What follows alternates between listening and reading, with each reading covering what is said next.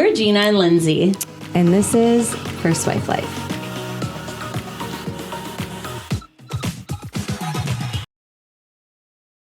Okay, so we are so excited to be here with Perisa today. We met in 2007 at the cash register working at a department store, and then we were planning our weddings together around the same time, and then she wasn't. So she's going to talk about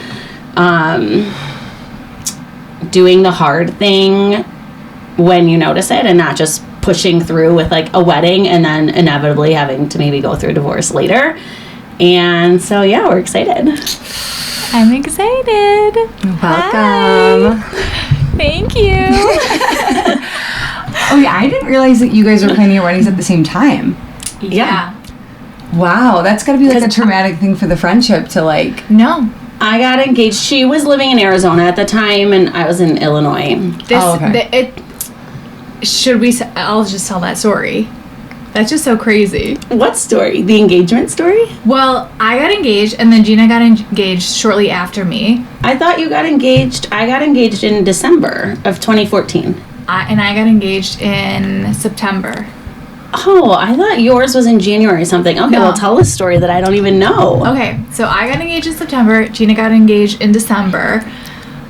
My engagement ended. It was very short in April. And the following year, Gina was getting married. So that was supposed to be like, I was also supposed to get married the following year. But then we went to her bachelorette party. I don't know if you remember this, but my emotions were just like so not in control of, like I wasn't in control of my own emotions. And I just felt like my perception was like so off post breakup. And when I went to Gina's bachelorette party, I was just like such a psycho. Like I just felt like so emotional. I felt like everything was like impacting me, whatever. And you did cry one night. I did. There was one dinner. Where did we go to? Like Carl Jack's or something? No, it would never eat at a place like that. It was like a Spanish tapas restaurant. No, it was like the place with like the cool cotton candy. Oh my gosh, and I paid like $70 for a fish, and then it came in a brown paper baggie with all the bones. Wait. Barton G's, yes. not Carl Jack's. Yeah. Okay, Barton G's, yes. So I freaked out. I started crying at the dinner table, and I was like, nobody wants to take pictures with me. Nobody likes me, and like the whole table's like looking at me like, what is wrong? Like, is everything okay with you? But like I was still in like my heartbreak. Yeah, I was in no control of my emotions. One day I was sad, one day I was happy, one day, like it was so crazy. And later on, we were fine, whatever. Later on, me and Gina were in the room, and I don't know if you remember this, but like I don't remember any of this, and I feel like a bad friend now. Was I a good friend?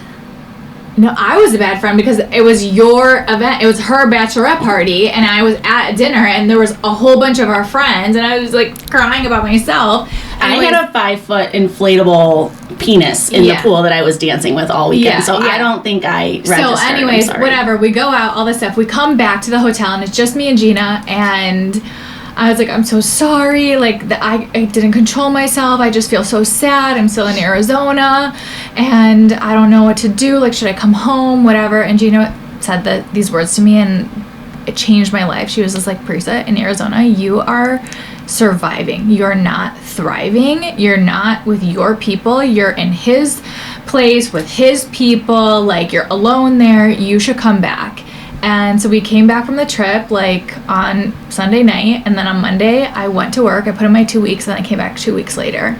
Look at you! I didn't even know that. Gina did her timeline, Gina. Oh, yeah, it was so for crazy. each other. Then Gina got married like 2 months later, and so that was like kind of like our journey. Okay, so take me back to your engagement then. Okay, so maybe how like did the you meet? meetup story, and then So give us your timeline. Yes, so I met him when I was 23 years old. Okay.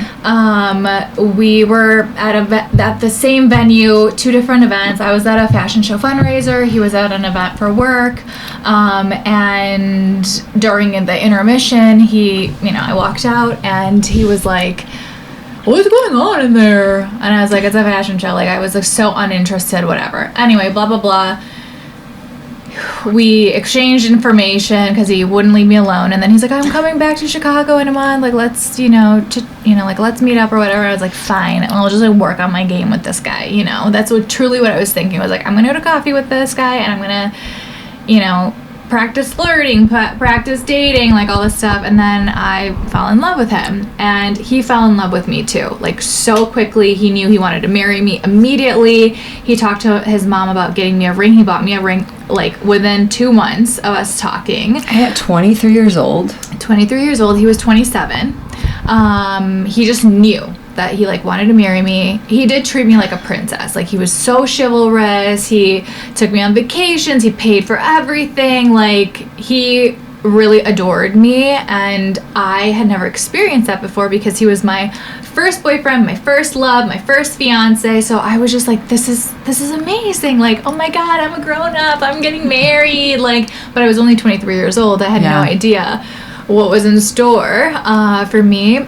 So anyway, I found the ring, and I thought it was ugly. No. You did? It was like a 5-carat emerald. What do you mean you thought it was ugly? He knew. Okay, no. The stone was beautiful. It was an emerald cut. He knew I wanted an emerald cut, but the setting I didn't like. And so then I like found it, I saw it, and then I put it away, and then we started like talking about, like, what do I like and stuff, and he's like, no, I think you need a bigger setting. I was like, no, I want a skinny setting. Like, also I saw it, I don't like it. Yeah, no, I didn't tell him that. And I don't think to this day he knows that I saw it. Oh my God. But I saw it. He's like, okay, let's go to the jeweler, show me what you like, whatever. And on his own, he got me a second ring. Like, he lost money on the first ring. He got me a bigger stone, and then he got me, which I didn't ask for a bigger stone. I just asked for a different setting. And he proposed with that ring later on. So that's kind of how it all started. And so you were engaged from September to April. Mm-hmm. And during that time, they were also building a home. Yes. So these are like all like the nice things that were happening, right? Like, well, I mentioned that because it is such a big thing to be doing with somebody else, Yeah. But let me start with, we got engaged because he gave me an ultimatum. He was kind of like, we're either getting engaged or we're gonna like break up. So after 3 months? Did he have family pressure to get married? No, it was after a year. So we were together for a whole year, and then he engaged. Oh my God! I thought they got engaged 2 months into dating. No, he bought me the ring. Okay. But he proposed like a year. So yeah, we got engaged a year after we met. He gave me an ultimatum, and I remember just being in New York, being like, "Oh my God, don't propose to me." I felt so much pressure. I felt like we were so young. Like, what's the rush? I told him, I was like, we're so young. Like, we don't need to let's just take our time. And because he wanted to get engaged, like, we got engaged. He proposed to me. I said yes. And then like everything started unraveling so quickly. He got us a house. We were building it. We were designing it. It was everything that I wanted. He bought me a car. Like, he just like was treating me like a husband already, but then also controlling me at the same time, criticizing me, and just kind of, like, don't wear that, I don't like your hair like this, I don't like, I don't like your makeup like that. But then he would like show me off to the whole world, and it was a really weird dynamic, because on one hand I was like excited that I was going to be a wife, but then on the other hand I was getting controlled, and I felt like my self-esteem was like dropping more and more, and I was becoming more and more insecure. And then March comes along, and he gives me another ultimatum. He's like, you move to Arizona or we break up. And so I was like, okay. So then I moved to Arizona. Wait, was he here with you, and then he wanted to move to Arizona, or you guys were long distance? He was always in Arizona, and I was always in Chicago when we did long distance. Okay. And so I was like, okay, and I moved to Arizona, and he thought I was going to be this like happy, chipper girl, but this was like the first time that I fought with my parents, and like I was really sad when I moved there, and I needed him to be there for me, and he wasn't, and he was upset that I wasn't there for him. And then just 5 weeks later, we broke up, and it was so heartbreaking, and it crushed me, and it turned my world upside down. So can you walk us through like the final like the final week that Yes. were you worried that he was going to call it off? Did you even No. think that was on your radar? Why am I having flashbacks of like a therapy session or something? Yes.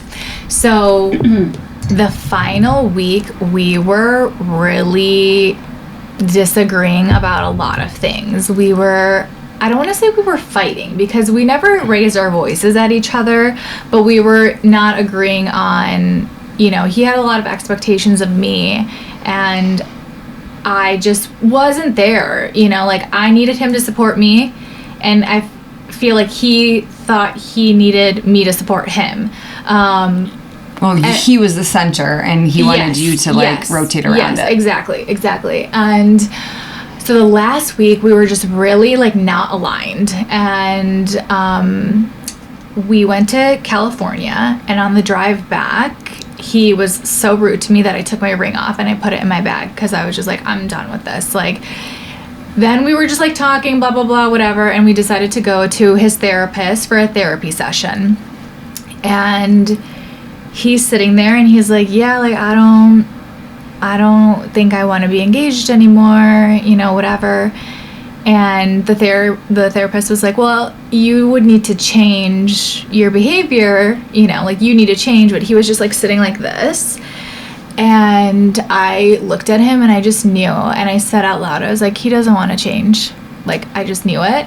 And so then he's like, I don't know, maybe we go back to, being, girlfriend and boyfriend, whatever. And I was like, no, we're either engaged or we're nothing. And those were my last words to him. And then we broke up, and it was a clean break, no contact, no social media. We did not talk to each other. It was done. It was so done. Besides picking up my things from his house and stuff like that, it was done. That chapter closed.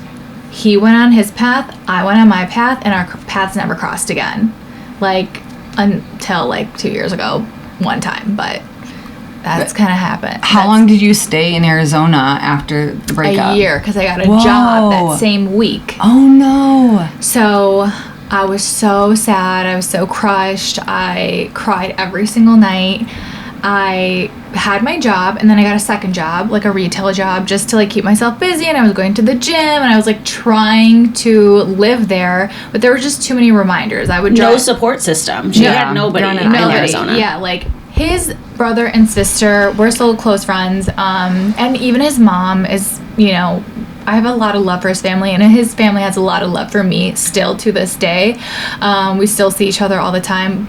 And they were there to support, but it's kind of one of those things where I needed space from them too. It was too many reminders of him. Yeah. And I was completely alone in all of it, and I cried every single day. And then the year happened. Then we had our little chat. Kumbaya. Yeah, we had our little kumbaya friendship moment. And when I came home, I just felt so much more at peace, being around my people, being in a big city where, I'm in my prime. I just didn't feel like I was thriving there. You weren't living your own life for a long time, I feel like. And I feel like you had maybe even some cultural expectations and pressures that you felt like you had to checkbox until you were maybe 30, and then you were like, I don't have to do this. Embarrassed, when my engagement ended. Yes, the cultural thing was really big. Ooh, when did it end? I had to pretend for a long time that we were still together,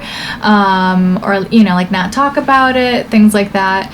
And then, but that was the catalyst that led me to my healing journey and learning about myself and changing and things like that. So you're a totally different person, I feel like. Do you feel that? Yeah. As her friend, what do you notice the most difference between before the engagement ended and then the transformation that happened after? That was an old friend. This is a new friend. Yeah. She, in the last 5 years, I feel like you're really thriving in your 30s. Yeah. And we always say that, as you age and become more confident and just gain more wisdom and whatever, you step more into your true self. And I feel like you've totally blossomed. The 20s are such a working stage of who am I trying to become? No one has the wisdom in their 20s. It's all just failure. Go back to the drawing board. And I feel like you have this pressure of I have to do these things to be, I had a lot of family pressure. I had a lot of cultural pressure.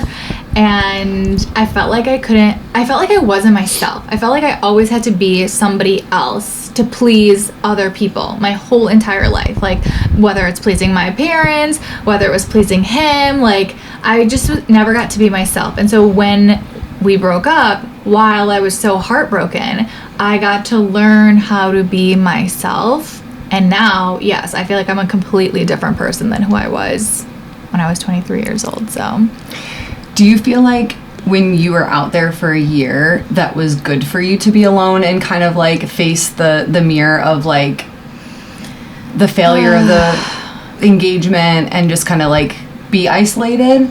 Because for my own story, I was in California for 2.5 years, and it like kind of exposed everything that was like holding me back almost. And I was on an island, so it was like all I had to do was just like face what was holding me back internally.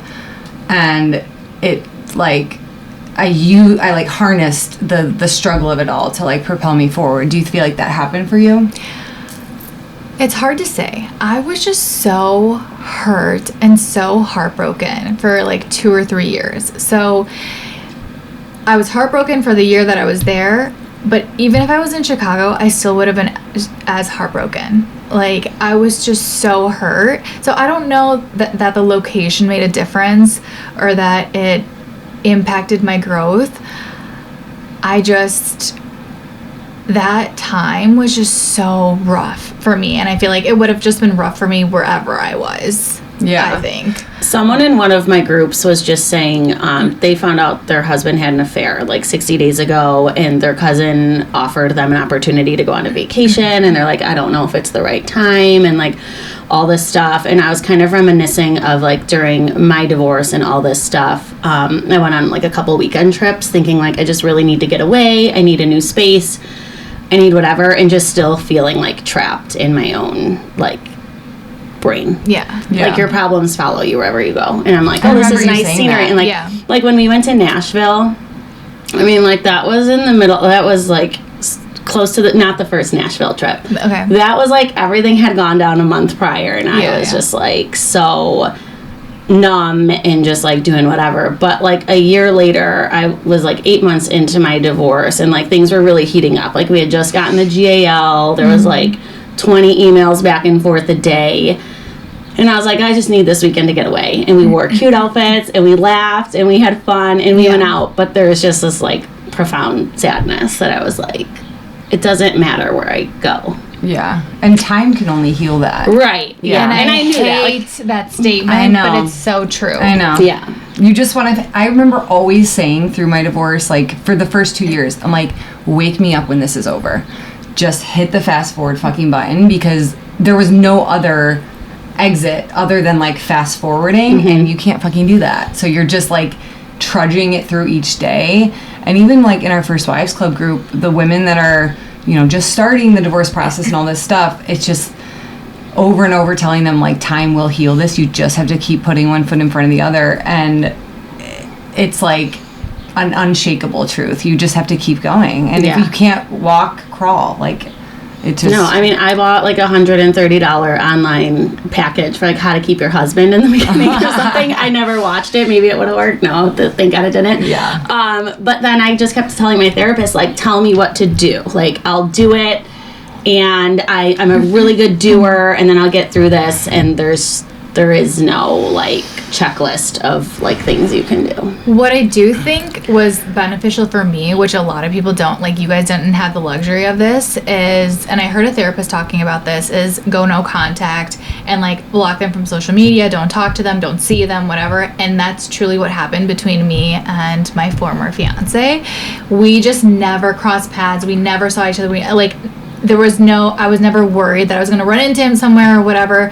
And so I felt like I was able to move on better because I didn't have to see him or have to talk to him, or I was just not like in his vicinity and he was not in mine and we weren't talking, where like you guys have to see the other person with or kids. You know, like kids, that's a real disconnect, which is really a blessing after a breakup. Because I agree. Once, I mean, even though I have to see mine like 6 days a week still, sports and everything. But I do feel like once I blocked him and then just stopped responding to anything that wasn't related to the kids or important, like I really needed to do that for my own like mental health and healing and creating space for myself, for the kids, for other things, because it was just draining so much energy and still giving him so much life in my world. In the woo-woo world, there's cord cutting ceremonies. Have you ever done those? Oh, yeah. Yeah, I did so many of those. No, I need to do one. What do we do? Go ahead. Okay, so think of it like when you're in a soul contract with someone or you married them or whatever, relationship, engagement, whatever it is, you have all these cords that connect you to them. And they're not necessarily a good thing when it's a bad relationship, and you need to cut those cords to like free the energy between you and like call it all back to yourself. And so like a lot of mystics will do like cord cutting ceremonies where she's like visualizing both of you and she's cutting the ties and stuff like that. Now I'll cut my own cords and energy. You're supposed to do it after a workout. Yeah. Oh, so you had recommended I go to that lady to do Reiki, which we're doing tonight too, and I can't wait. I went to her lady to do Reiki. I don't know if I told you this last year, and I stood in the metal bowl, and she hit the gong. Oh, you thing. Went to Margie? Yeah. Oh, yeah. And so then she's like, "Where do you feel the vibrations or whatever?" And I had never done it, and it was like my left foot. She's like, "Anywhere else?" I'm like, "No, my left foot. I don't know what this is." And so she's like, "You are like all tied up, and I see so much, like you are," she didn't use the word strangled, but it sounded like I was all strangled up. And she's like, "You can't feel these like vibrations through your body because you're so like you're still really wound up with like a person and whatever." And so then she did the whole like thing, and then at the end we did it again, and then the vibrations went to like up my midsection, and I was like, this is so cool. Yeah. When you are no contact, it allows the cords to like stop connecting to each other, right? Like every time you look on someone's Instagram that you're like, you know, still pining over or yearning for, it's like reconnecting the cords. Like you're just constantly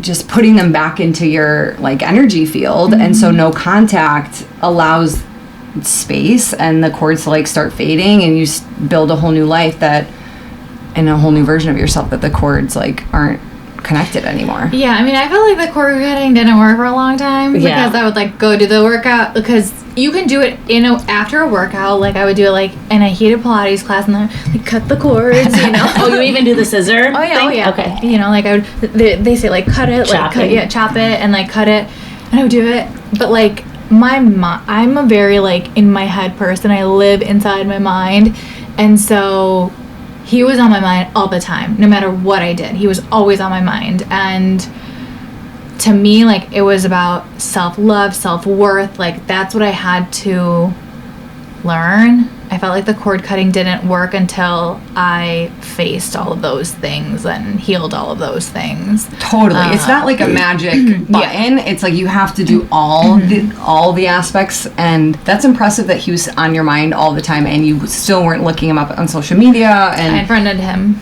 Yeah, that's Tell good. us about, so you didn't see him for like 8 years, and then you guys saw each other at an event. What was that like? So, as I mentioned, we never crossed paths, whatever. And then 2 years ago, we broke up in 2015. So 10 years.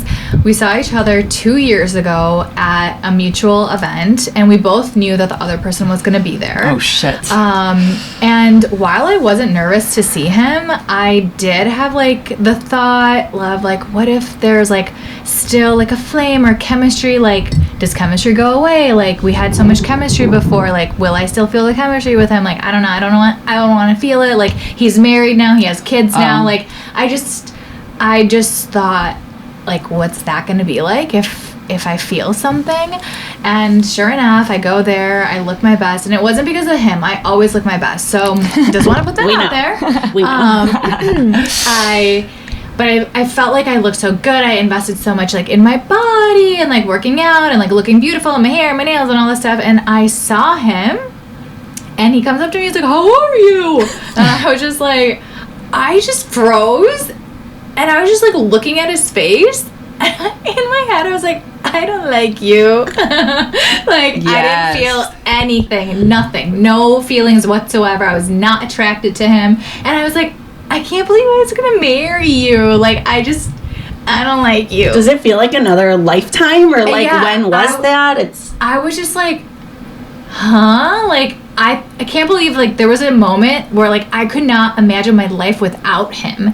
And now I'm like, like, who are you? I don't like you. I feel like that's such a reflection of your change. Oh, like, yeah. you became a different person. Yeah. And so what you were once attracted to, like, can't touch you now. Yeah, and honestly, it felt so good because I felt so hot, and I just felt like he was not. And Nice comments only on this pod. But that's just how I felt, and I was like, okay, great, let me just go on my merry way. So I started socializing with everybody, didn't look at him, didn't care about him, didn't think about him, and I felt so relieved about that because, like, it really sucks when you're in the same room with somebody and you're thinking about them, you're trying not to think about them, and then you're constantly thinking about them. So I'm so happy that that was not the case for me, and I enjoyed, like, So you just said, like, hello, and then you guys went on your merry way? yeah. I also feel like men don't do work, right? Like, the engagement ended, and then he built his house and found a new wife and went on with his life. Like, And they lived in the house. stop That it. They you lived picked? in my house. Yeah. All the details? And, like, you've just done so much work to grow yourself and become a new person and whatever, and that's probably why you felt so... Yeah, I was just so happy that I was like, oh, there's no flame, there's no chemistry, there's no nothing. Okay, great, wonderful. I'm healed, I'm good. Like, and I was just so relieved about that. I want to go back to, like, the breakup Yes. and the therapist's office and stuff. Yeah. Do you feel like he had this idea of who you were to move out there and be his wife, and then when you struggled with the move and integrating into, like, his world, he didn't see you as, like, useful to him and, like, discarded you because it was like, I thought I was getting this bubbly, happy wife and I can't manage this. Like, is that the vibe that happened? No. I think it's, well, maybe a little bit. I think it was my family, a specific family member had a huge influence over me and would control me, and then he was also trying to control me, and there was, like, a power struggle there. So it was just kind of like I was being pulled between two people, and He didn't want to compete. he was just like, this person is too influential in your life, and I don't want, like, he basically didn't have full control over me because I still cared about what the other person was. You know, I was trying to please the other person, I was trying to please him, and that's why you're a whole new person, because she has set boundaries with family members and friends and everybody. Yeah. And you weren't able to do that at that time. At the time, I was just being somebody else for other people. I was so young, and at the time I felt like I was such a grown-up, like, but I wasn't at all. I was so young, I was so naive, I didn't know anything, and it was just like a matter of control, I think, for him, and I wasn't being obedient to him. So basically you escaped. Thank God you escaped the control, the cage.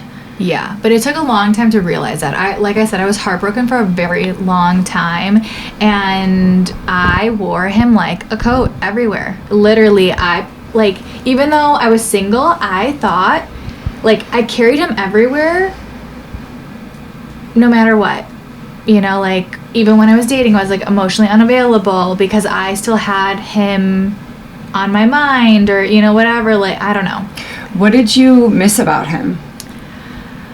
I think it was just the idea of, like, being married. Like, I was just, that's what I grew up learning is, like, you get married and it works out. Let's talk about how when we were growing up, didn't you think if you got married at 27, that was, like, way too old? Yeah. Like, my mom didn't shift is pressure so me because I'm at the end of, like, I'm number 5 of 6 kids. But my sister's like, yeah, Mom used to say, like, you don't want to be an old maid. Like, that was, like, the term, or the phrase they used. And I got married at 21. Yeah. That's ridiculous. Yeah. and I was 23. I think you also liked the security of it. Like, he could provide a life that Yes. you were used to. So he was very successful at 27, and now he's like extremely successful. He's very laser focused on that, and also he did treat me like a princess too, and he adored me and he loved me. He took me on trips, and he just like he did everything that like a girl wishes for. Like, he would do very sweet things. Like, he knew that I loved penguins, so he got this like big penguin and he like took it on the plane with him and like a stuffed animal penguin. Yeah, you never told me this. This huge one, and he like brought it to Chicago with him, and or like at the airport when he would pick me up when I went to Arizona, he would always park the car and come inside and like always had flowers for me, and like that's sweet. That is cute. People would go up to him and be like, "Are those for me?" Oh my god. But like he was so sweet, like, and I think that's the hardest pill for me to swallow, is that I was so ride or die. Like, I was so ready to work on things with him. I was so loyal to him. And then when I saw that he wasn't that to me at the very end, I just couldn't, like, I was so shocked. Well, it sounds like you had envisioned your future so clearly. Yes. And as a woman, like, to not worry about finances and to not worry about, like, the security is, like, such a burden lifted. And you had to, like, completely shift gears and then be like, I'm alone. I've got to figure out my future now. And I wonder if that was, like, the biggest grief part for you. It's just, like, the future is gone. It's not even really about him. Yeah. And I'm proud of you for giving that up, because I feel like a lot of people don't. They would just trudge through miserably for as long as they could. Everything comes to a head at some point, but they might just go along with it because it's like, I have the security. It's like my friend that just got out of a really bad relationship after her marriage. She just wants, like, security, and so she jumped into this unhealthy relationship because he's successful and he has a house and he has the things. And so I'm like, no, They're you have still to do that for together? I yourself. thought they ended. No, we're done. He's done. Okay, he good. is Oh, out. thank Thank God. I am very proud of myself for that therapy session, because I could have been like, okay, fine, let's go back to being girlfriend and boyfriend and figure this out. No, but I didn't. I was just like, no, we're either engaged or we're nothing, because he had already given me 2 ultimatums. Yeah. So, like, now you want to go back? Like, you've pressured me to get here. And so I had to break my own heart so that he didn't break my heart again and again and again. Mm-hmm. I've gotten all the best dating advice from Perisa, thank God, because she, maybe too much though, because now I cut everybody off after the first date. But give us, like, your top 3 dating, because she's like no BS ever, and so I've turned into that. But now I'm cutting everybody loose. It's just because I'm not ready to date, obviously. So now I'm just not talking. But before we go into, like, the happy part of you now knowing yourself and dating, all that stuff, what do you feel like was the biggest turning point in going from, like, healing and suffering, or being in a suffering state, to being on the other side of it all? And, like, being like, I'm ready to date again. I'm ready to get out there. Because Gina said that you didn't date for a really long time because you were so scared of the heartbreak. I would say didn't date for, like 2 years. But then when I started dating, I was still very emotionally unavailable. I didn't realize that. I thought I was emotionally available. You know, like, I thought... She's looking at me because is that me? I thought, like, yeah, I'm ready to date, like, I'm ready to meet somebody, whatever, but, like, no, I would pick partners or pick guys that I knew were also emotionally unavailable, so that, like, I didn't have to, like, get hurt again. Yeah. But I forgot the question, I'm sorry. So I asked what was, like, the turning point in, like, getting him off your mind and kind of, like, letting go of that coat of him. Honestly, living my own life here in Chicago. I got, like, an amazing job. I was on Michigan Avenue. I moved to the city. I was like, there's this beautiful thing about when you live in a big city, there's, like, this hustle that everybody is doing. Like, everybody works really hard during the week, and they go out on vendor events, and they get gifts, and it's just like you're socializing so much. And then I was around my people. I was with my friends and my family, and I felt at home. And so that, like, going out with them and having my own plans, I think helped me move on. You got excited about your life again. Yeah, I think so. And then just like one day, stringing day after day together, you're just kind of like, oh, this is a whole new life. Then you just like stop thinking about him. Yeah. And now she will go on vacation by herself. Yeah, solo trips. Like, oh, I think that's another thing that really helped me. I did a lot of travel afterwards. Like, I love to see the world. I love to experience new things, and it like brings me. It like centers me a lot. And that what is. No, I was gonna say tell everybody about the pilgrimage. The lady that dates at you. It has nothing to do with this topic, but in 20 seconds, she went on a pilgrimage to.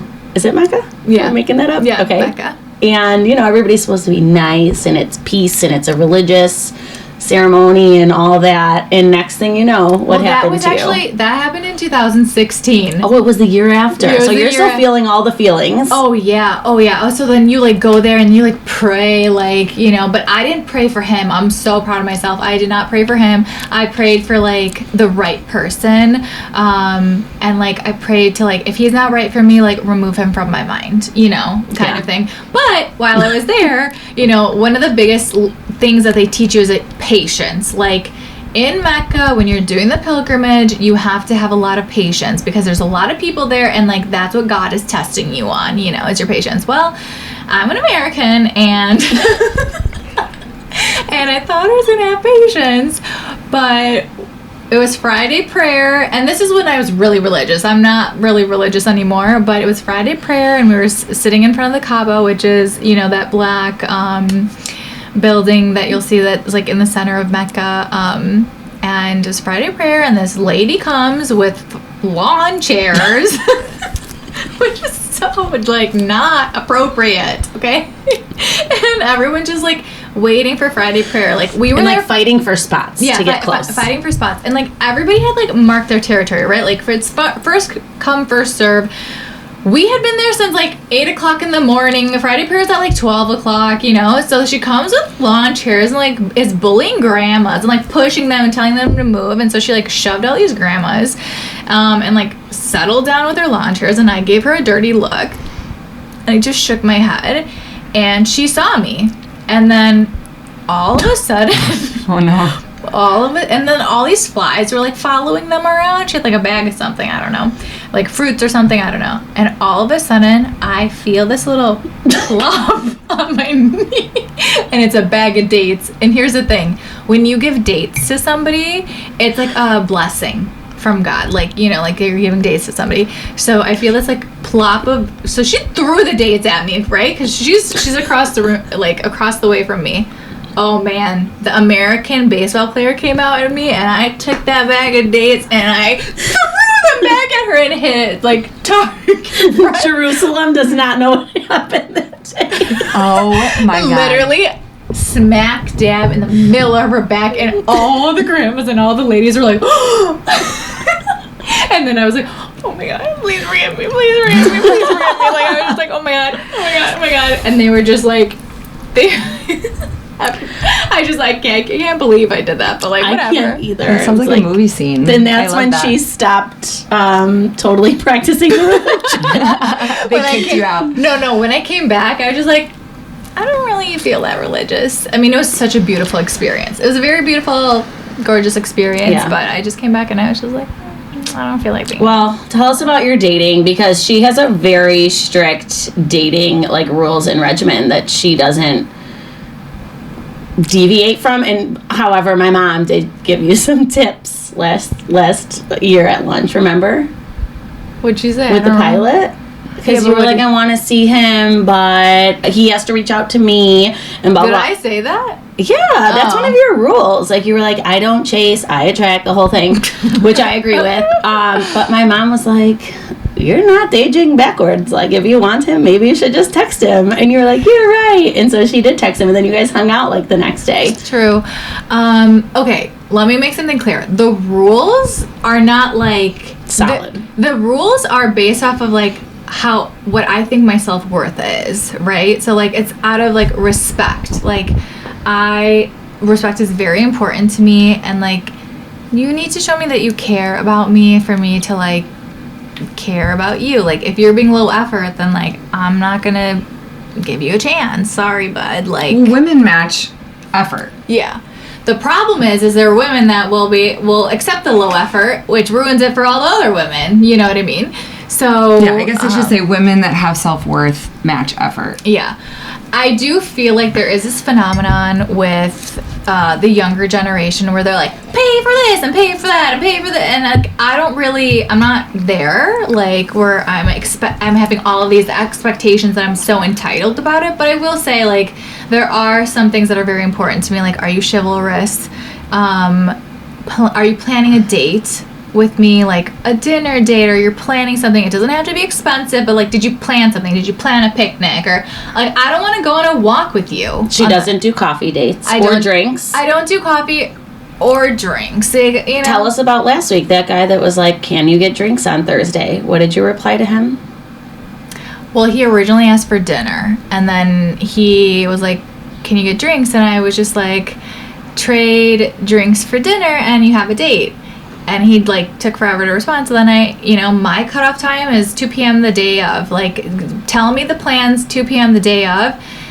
Anything after that, I feel like you don't care about my time. You don't care about, like, what I'm doing. I'm a woman. I have to think about what I'm wearing, my makeup, and this, that, whatever. He didn't respond, so I blocked him. Where are you meeting these men? Raya. Wait, I'm on Raya. Well, actually, I did 1 month and then I've canceled it. Okay. We need to talk about Raya. Okay. But also, you need to tell people about the matchmaking experience with the bajillionaires. Okay, first let's touch on Raya. Okay. That app is such a joke. See, I feel like I've had a great experience. Okay, this is my issue with it, okay? And I'm a freshie to the dating world, right? Like, we started Hinge in January. February, I went on Raya, and I was doing both. It was expansive for me to see super hot, successful men from all over. Like, that was the fun part. But there's no substance to any profile, because I want to see your height. I want to see your political affiliation. I want to see if you have children. Like, it's literally just photos, age, and Instagram. Do you have that on your profile? No, there's no, like, there's a short bio, but But, like, so for the interests, I have, like, blah, blah, blah views. What? Like, What your political affiliation. So, like, I have my political affiliation, like, in the interest section where you can select, like, music, shopping, yoga, all this stuff. So they know. But it sounds like people just don't do it then. If you're not seeing it on their profiles, they're not selecting it. They're not doing it, or they're not putting it in there. Their age isn't on there? Ages. It's just age, photos, and your Instagram. Yeah. And I like to kind of screen people for much more before I would connect and, like, match. But I would say that a month on Raya really did kind of raise my standards with, like, success and looks. Seeing so many, because then I would go back to Hinge. I'm like, this is the slums. Like, this is the bottom of the barrel. Yeah, like, this guy didn't send me an Uber. I'm not going. See, I feel like with Raya, first of all, I don't ever like a man. I only like people who like me. Because my rule of thumb is, like, he should like you more than you like him. Yeah. And men always shoot up. That's just, like, a scientific fact. Yeah, like, they fucking do. I can't believe some of the like, stuff. I'm not on Hinge, but, like, on dating apps, men always shoot up. So then like, he, I love to date down. Like, that's my... Oh, no. I like to date up. But if they're shooting up to you, then you're up. Okay, maybe in terms of, like, looks, beauty, because I think a woman's beauty equates to a man's wealth. Okay, I like that. So they might be shooting up in terms of, because men are very visual, right? So they see my pictures. They don't read the bios. They don't care about that. So they look at the pictures and they like me because of how I look, right? And so then when we start talking, he is providing value to me by, wealth. Everyone's like, I just want a rich guy to, like, take care of me. But for me, he thinks differently, because wealthier men because there's so few of them, they have to think differently, and that's attractive to me. I want to learn from a guy. I want to grow and look up to him. I don't want to be the one where he looks up to me, you know? Like, I can teach him other things, like emotional things, support him, encourage him, but I don't want him to be like, oh, wow, I'm so impressed by this, you know, apartment. Totally. You know? I hear what you're saying. Thank you for working hard, Perisa. You're Can you pay the rent this month for us? Oh, wow, this place is really nice. Like, oh, man, that means, like, you have a long way to go, bud. If I'm already ahead of you, like, no, you have to be ahead of me. I mean, you have a very beautiful apartment. Success so. and wealth-wise, you want to date up. I'm saying, like, looks-wise, I've always dated down because it just feels like personality. The mustache helps. Yeah, I love mustaches. But I feel like I'm on a pedestal in a lot of ways when I'm dating down looks-wise. But personality, like, I have to think you're really funny. Yes. I have to be engaged. Like, I'm not going to date a dud in any capacity. But the success-wise is hard for me because I feel like, yeah, I just have a lot more going on than all the guys I've dated. I can't contribute because I haven't dated anybody. I just go on first dates. But I will say I only go on first dates with very successful men. Maybe I should try, like, Don't. Wait, another fun part of Raya is seeing all of the celebrities. Like, I use my other phone and, like, record and send it to my friends. Yeah. Like, because you can't. I've got. Yeah, I know you got in trouble. She got. Did you get dinged once? Yes. Right? She was trying to send me. If you I got dinged like 6 times, but like by accident because it's so like natural for me to like take a screenshot or like video to record. Like, you know what happened on Instagram? Did you ever see Sex Life on Netflix? Yes. Adam Demos. Yeah, he's on there. Oh my god! I was like, this is my celebrity crush. And I was like, I thought him and Sarah broke up, or I thought they were still together. Was like, we can date him. That show changed my life, by the way. That came out right after I filed, and I don't watch TV, but I watched that in 2 nights, and I was like, good. He's on there. Amazing. Yeah. They broke up in January, and I was like, but wait, February. Is that I don't know actors. Is that the husband or that was the boyfriend? That was the boyfriend. The hottie. I know, the affair partner. Whatever. I really loved that show. So good. But yeah, now I'm off apps completely because I'm like, I just want the universe to bring me meet someone. him in the wild. Yeah. So we're gonna start going out. Yeah. Yeah, I've always had luck meeting people in the public. Yeah. In the public. I want to like streets. see someone and like be drawn to their energy. chemistry. Yeah, I'm very much like if you saw people that I've hooked up with or gone on dates or whatever, you'd probably be surprised because you know if I saw them on an app, I probably wouldn't be interested. But getting to know them or whatever. Did you know on Instagram too? This guy sent me like a video, and then I tried to screen record it to like send it, and it was screen recording. So I was like, oh, I'll pass this on to my friends, like the good friend that I am. And then when I went to send it, it was black, and it said like, this is not to be shared. But like it tricked me into thinking I was recording it, but it wasn't. Yeah, you can't screenshot Screen DM. record. Yeah, even photos. Like if someone like sends you a new, photo, you right. can't screenshot it. Yeah, on you Instagram. I thought I was beating the technology. I just did yesterday. I think it's one of those ones that disappear though. If it's like a video or a photo that gets sent once. I think like he took it on Instagram at that moment for me, and then yeah.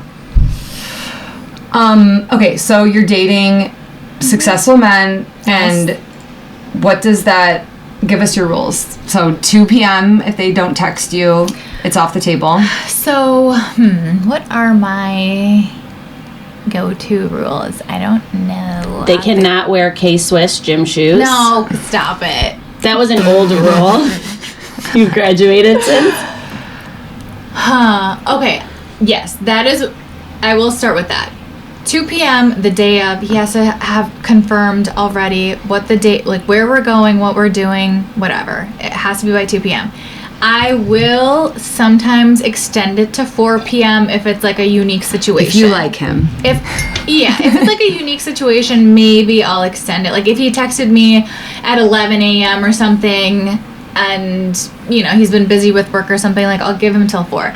But some women have it like the day before he has to confirm, you know, whatever.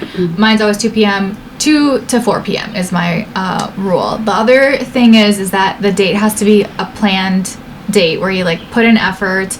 I know people are like, I don't want to do dinner dates. I just want to do drinks, whatever. That's fine. You could do drinks. I like dinner. I feel like that's old school. He has to be chivalrous, you know. And dinner's a little more serious. Like, you are dating with intention now, mid-30s. You're not looking to go out on 8 dates for drinks a week. You're looking for one nice solid dinner date with somebody you're genuinely curious and interested in, and you're willing to give them 2 hours of your time to get to know them. I will say I did go on a drinks date with this man and it's because he said that he had like a huge fundraiser event to go to afterwards, and I was like, okay, sure, whatever. So, because I didn't think anything was going to happen, but he was so sweet. He was like the CEO of his company. He brought me flowers on the date, and while it was a drinks date, like he was like, let's order food, whatever.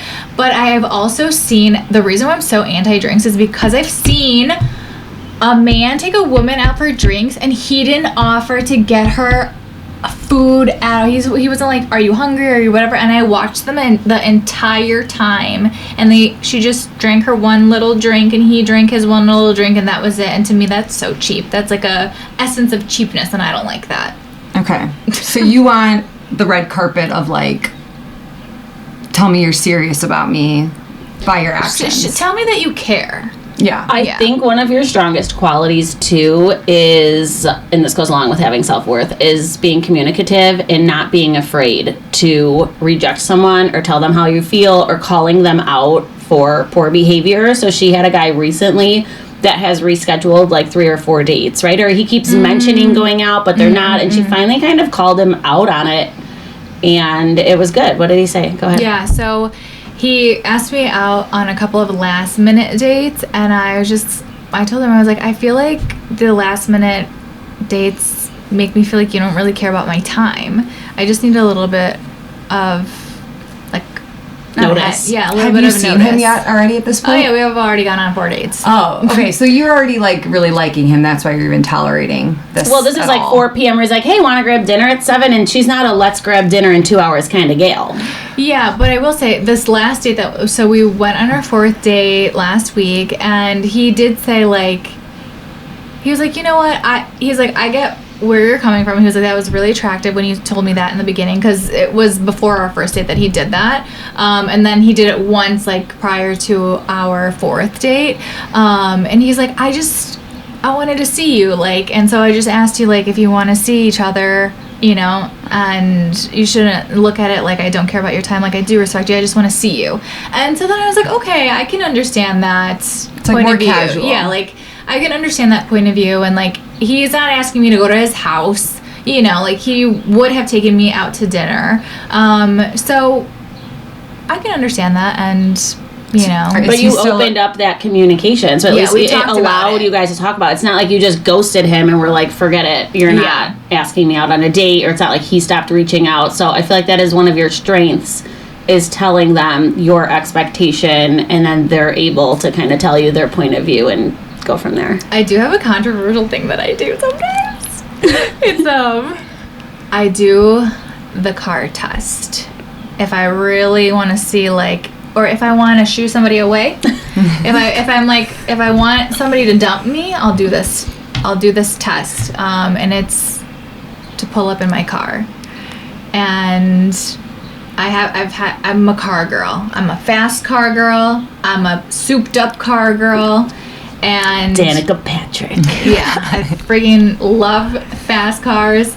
And so if they can pass the car test and not feel insecure, then that's amazing. And this guy did. He was like, that's awesome. He's like, I was going to get that car, but he's like, no, we don't need to. Like, you know, I got to do. And I thought that was so mature and confident, and I love that. The guy that I dated before him was a doctor, and his demeanor completely changed, like, when he saw that, like, I drove a sports car. And wait, so like he couldn't compete, or what? Like, yeah, like he felt less than, maybe. Wait, so this car test is if you pull up, and what's your car again? A Porsche? Yeah. A Porsche. When you pull up, if he acts intimidated, he's failed the test. Is that the card test? Yeah, it depends on how he reacts to the card test. Kind of like when they come to her apartment and they're like, oh my gosh, I could never live in a place like this. It's so beautiful. It's so beautiful. It's on the highest floor. Like, wow, penthouse, So I do those tests just to gauge, like, where they're at financially, where they're at, like, in their confidence, things like that. But no, this guy was a man, and he was just like, I love that. That's so cool. Like, we don't need to, And I was just like, okay, I really like that. This is fourth date guy? This is fourth date guy. So he's still in the running, fourth date guy. Yeah, let's see. He's a little slower in terms of, like, I like playfulness, funniness, whatever, and he's a little bit more serious, so I'm like waiting for his like funny side to like come out.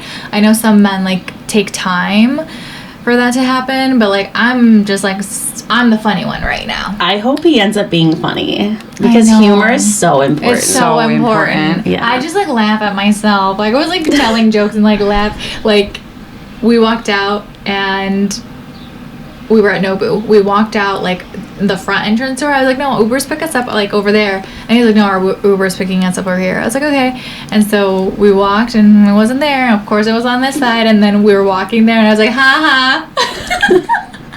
And like he started laughing too, but like I feel like I'm so funny. Yeah. And, like I need that to be funny with me. Yeah, be funny with me. Like I want to be playful. I want to like joke around. That's like so important to me. I saw this meme that was like, are we having a good time or am I just a good time? Oh my gosh, I know. I can have a good time with anybody. I know. So it's hard because I like everybody I meet, I feel like. But sometimes I'm like, did I bring the party? Sometimes or like, are we having fun? We should like dull our personality a little bit to see if they can like take center stage with their personality to be like, is this interesting enough for me? Oh yeah, I'll ask them questions and I let them talk about themselves. Like, because that's how they fall in love with you, is if you just let them talk about themselves. Okay, we should wrap this up by getting your best tips. The one that got away from a potential future divorce, thank God, and it changed your life. You are an entirely new person. You could have never been this version of yourself in a marriage in Arizona. So you overcame like the challenge of loving yourself and finding your own self-worth that doesn't depend on a man, and now you're dating from just a place of intention and integrity and knowing yourself. So what advice would you give to just like have no bullshit with dating and just like cut people off when it's not aligned? You need to stand in front of the mirror about 5 or 6 feet away, not close, because that's when women look at their like imperfections. 5 or 6 feet away, and you need to look at yourself every single day to the point where you want to fuck yourself. Yes, you told me this advice. Aren't you supposed to do it naked? You could do it naked. You could do, like in a bra, whatever. You have to look at yourself and like look at your body, and you need to want to fuck yourself, and then you need to walk in your life like, oh yeah, I'm so fucking hot. Like when I was driving over here, I was like, wow, I'm so fucking hot. I drive such a fucking hot car. I'm so like, I have everything going on. I have a career. I have this. Like I feel so good. Like not from like a conceited place. Like I've always wanted to be this woman. Like I've always wanted to be this woman, and like I'm not gonna cry over a guy. Like I'm at peace. If it doesn't work out with the guy, cool. Like it's okay. It took me a long time to get there because you feel bad. You're like, oh, what about me? Like, why doesn't he like me? Let me prove myself. No. You just have to like want to fuck yourself and be like, whatever, fuck you. And when you get to that place, you become untouchable and you can't fall into these bad traps of like chasing men and why not me and why da. And that's why it's so important to have your career, to be successful and financially stable and independent on your own, so you don't fall into these traps. Because I feel like we have a lot of women that don't feel like they could do it on their own, and so then they jump in with men hoping they'll save the day for them. And even me, when I talk about buying a single family home, because I had to move out of mine into the condo, and I'm like, oh, I don't know when I'm going to buy a house, and like it's expensive, and I'm saving, and I can't tell you, like 8 out of 10 people will be like, well, maybe you'll meet someone soon and you'll buy a house with him. I'm like, I am buying a house with no man. I am buying a house for myself and my kids, and we can support ourselves. And it might not be like the best house in town, but it will be mine. But I have another piece of advice. What? When you are dating men and they are getting you gifts, like if you're in this, because men like to provide, they like to get gifts. You have to. If you don't ask for it, you're never going to get it. Don't ask for a Prada. Ask for Chanel, ask for Hermes, anything that goes up in value so that you have that as an investment so that if that thing breaks up, like now you can sell it. At least when he's gone, you have something of value. You don't feel like you totally gave him everything. I did. Yeah. I had my engagement ring. He had the audacity to ask for it back. I couldn't believe that. I said no. I kept it. But tell everybody what you wanted to do with it, 'cause I loved that plan too before you sold it. I wanted to turn it into a cocktail ring. This gorgeous cocktail ring, whatever. Which is what you and did, tell Gina. your grandkids. That is what I did. Oh, yes. No, but about the grandkids, because I loved that story. I wanted to keep it and turn it into a cocktail ring and then wear it when I was 75 years old, and my grandkids would be like, Grandma, did Grandpa get you that? And I'd be like, no, an old lover got it for me. An old lover. I was like, yeah. I love that. But then my emotional attachment left from the ring. It meant so much to me in the beginning, but then I was like, well, whatever, I have this. I could have given it back. I don't really care about this anymore. And so then I sold it, and I got great money for it. I got some great, beautiful diamond hoops for it, and sell that shit. Yeah. Bye-bye. So in conclusion, needing nothing attracts everything, I feel like. I love that. Yep. I love that. And we're going to sign off on